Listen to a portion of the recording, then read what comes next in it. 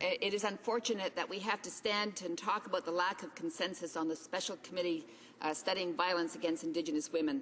The testimony we heard from family members and witnesses who knew some of the women who went missing or were confirmed murdered was heartfelt and full of pleas for the government to take extraordinary actions to recognize this as a public emergency and should be treated as such.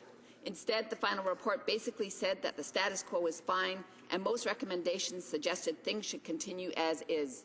New Democrats fundamentally disagree. We believe a national action plan to address violence against Indigenous women and girls needs to be agreed upon and implemented as soon as possible, and that a national public inquiry into the cases of missing and murdered Aboriginal women should be one of the first undertakings.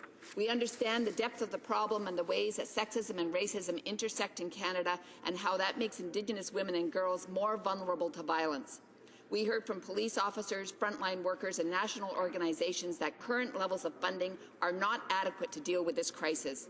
As parliamentarians, we choose the priorities for funding, and it is Canada's shame that Indigenous women and girls have never been made a priority by any government.